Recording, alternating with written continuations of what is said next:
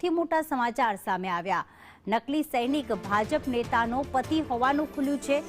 જિલ્લા ભાજપ મહિલા મોરચા ઉપપ્રમુખના તે પતિ છે। સરસ્વતી સોલંકીના પતિ ઘનશ્યામ ડંફાસ મારતો હતો। રાજપૂતાના રેજિમેન્ટનો જવાન હોવાની તે ડંફાસ મારતો હતો। ઘનશ્યામ વર્ષથી સેનાનો જવાન હોવાનો ડીંગો હાંકતો હતો, એટલે કે જે નકલી સૈનિક બનીને અને લોકો સાથે ડંફાસ મારતો હતો એ ભાજપના ઉપપ્રમુખનો પતિ હોવાનું સામે આવ્યું છે। નકલી સૈનિક બનીને લોકો સામે બળાઈઓ પણ મારતો હતો।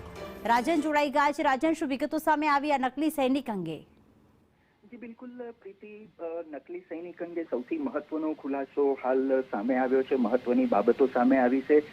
મહત્વની વાત કરી શકાય કે એસઓજી નવસારી જિલ્લાની એસઓજીની જે ટીમ છે તેના દ્વારા આ જે નકલી જવાન છે તેને ઝડપી પાડવામાં આવ્યો હતો। તેની પાસેથી એક હથિયારવાળી રિવોલ્વર પોલીસને મળી હતી અને ત્યારબાદ પોલીસે સમગ્ર તપાસને વેગ આપ્યો હતો। જે તપાસની અંદર આ જે જવાન પકડાયો હતો ઘનશ્યામ સોલંકી, તે એનું જે લાયસન્સ જે છે વેપનનું તે અંગે પોલીસે તપાસ કરી હતી। તેમાં એણે પોતાનો આધાર પુરાવો એક સેનાના જવાન તરીકે રજૂ કર્યો હતો અને રાજપૂતાના 15 રેજિમેન્ટનો તે નિવૃત્ત જવાન હોવાનું તેણે પોલીસને જણાવ્યું હતું। અને તે તપાસની અંદર પોલીસે જે આગળ વધારી તેમાં મહત્વના ખુલાસાઓ થયા છે અને સૌથી મહત્વની બાબત કે આ જવાન જે છે એ બોગસ હોવાનું પ્રસ્થાપિત થયું છે અને પોતે એના વિસ્તારની અંદર ડીંગો હાંકતો હતો કે પોતે સેનાનો જવાન છે। અને સૌથી મહત્વની બાબત, આ જે બોગસ જવાન ઝડપાયો છે એ નવસારી જિલ્લા ભાજપ મહિલા મોરચા પ્રમુખ સરસ્વતી સોલંકીનો પતિ હોવાનું સામે આવ્યું છે।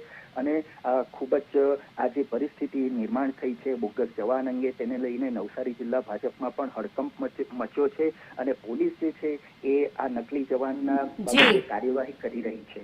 આભાર રાજન તમામ વિગતો માટે।